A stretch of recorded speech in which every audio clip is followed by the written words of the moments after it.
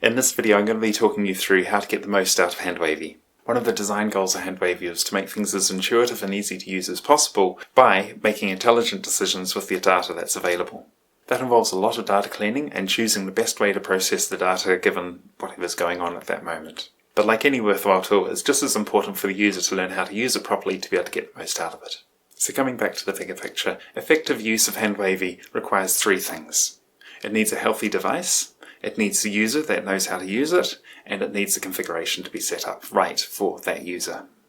The primary focus of this video is to teach you how to use handWavey well, but it also gives you a quick jump start into getting the device into a healthy state. There's also a link in the description pointing you towards the upstream documentation. This gives you really good information about how to get the device running well and how to troubleshoot it when it's not working well. Configuration is out of scope for this video, but there's lots of documentation with the project. There's also a video for patrons, which covers a lot of the same stuff as that documentation, and it's there basically just a nice friendly way of getting started. But the documentation is always the most up-to-date way of finding out.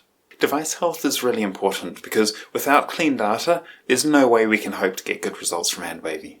So like I mentioned before, there's a link in the description which points you over towards the documentation for the device. If you have any doubt, I really do recommend that. It's really well structured and easy to follow. But just to give you a quick head start, there's three things that I would focus on. One, make sure the device is clean. I found that dust comes off pretty easily just by giving it a quick dry rub, but sometimes I manage to get my breakfast on it, in which case when that goes dry it's much easier just to have a very slightly damp cloth and just get that off that way. But whatever you do, try to minimize how many scratches you get on the device, because this will permanently degrade how accurate the device can be. For room lighting, this is something that was said to be a big issue when I first started playing with this device many years ago. In my experience recently, it doesn't seem to be much of an issue, but it's definitely something you should check. If you're struggling to get accurate results and everything else isn't working, lighting is a very strong contender. If you've got sunlight that is coming in, that will very likely be a factor. There is a tool that LeapMotion / UltraLeap provide, which is for visualizing what the device can currently see. It can give you both a literal what is coming through the cameras right at this moment, but it can also show you what it's interpreting your hands to be doing right at that particular moment. This is really, really helpful for working out what is and isn't working properly. So this is worth looking at. If you think that the lighting of the room may be a factor, or you're not sure, this is a really good thing to look at. This also brings me to the last point that I wanted to mention about the device. That is, make sure there's no cables or other objects obstructing the view of the device. If these are in view, it can be very hard for the device to work out what is a hand and what is not a hand. I don't want to give you any more often than not type statements, but this certainly has been a common issue for me. On my desk setup, I typically have the left side of my laptop is very clear and free of obstructions, whereas on the right side of my laptop, there's lots of cables and everything around, and that can be very tricky to actually give enough space for the device to work. So that brings us on to all the handWavey specific stuff. In everything that I'm about to say, it's more important that you get the device health stuff right first, and then you can come back to this. So if anything conflicts, you need to get the device health stuff right first. handWavey is incredibly reliant on the accuracy of the device, so the default configuration encourages you to use the device with your hand centered roughly above it, where the device is most accurate. In my usage, I found that putting the device over to one side of the laptop was roughly in the right position for me. I use the left side much more than the right, and I tend to place it roughly 1/3 the length of the laptop back from the front of the laptop.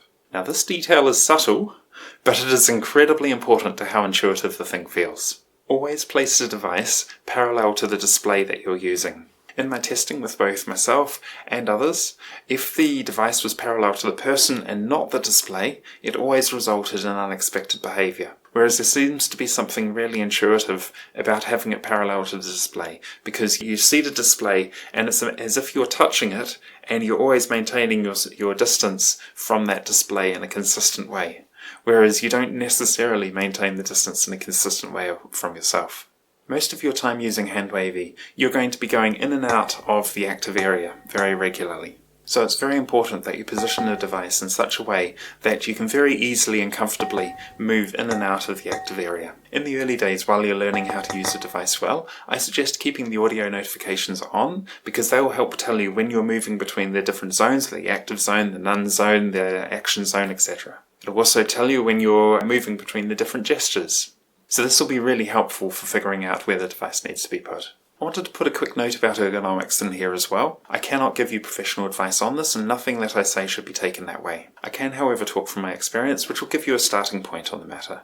But if you have any doubts whatsoever, please do talk to a professional. So to get you started, with whatever you're doing, your hand, your wrist, your arm, none of those should be tensing up. If they are, you need to work out why and do something about it. And that needs to happen pretty urgently. If you are having trouble figuring it out, please do see a professional. They'll be able to guide you much better than I can. Pay attention to whether anything's hurting or becoming stiff. Symptoms may fade in over time. Also pay attention. Is this still the right tool for you? At some point it may turn out that it's not the right tool for you. However, I can't speak for you, but I know I really hope I'm going to be using this for a long time. It's really cool.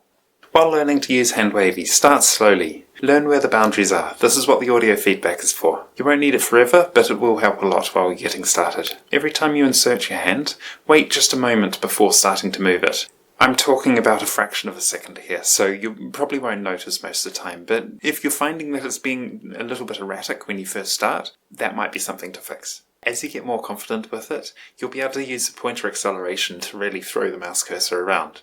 But every time you find that you're having trouble controlling it, just slow down, use really calm movements, and then once you've got the control again, then you can start throwing it around again. Experiment. Understand what happens when you move your hand out of bounds. Play with holding a click while moving your hand into the no move zone so that you can effectively pick up your hand like you would with the touchpad. You can lift up your finger and continue dragging. You can do the same thing with handWavey. Sometimes something may get confused. When this happens, just simply remove your hand and then put your hand back in again. It's only happening occasionally, and I need to do some more debugging to work out, is it a problem with the device and hey, we're stuck with it, or is it a problem with handWavey and it's something that I can fix? It may also be somewhere in the middle. Maybe it's a problem with the device, but it is something that I can work around. But like I say, I need to invest more time, and at the time of this video, it still needs to be fixed. But most importantly, relax and have fun. This is supposed to be something cool. Just enjoy it. It gets so much easier to use when you're relaxed. Anyway, that's the end of this video. Hopefully that's useful. If there's any questions you have, go and have a look at the documentation, because that will continually get updated as we discover more things that need to be improved.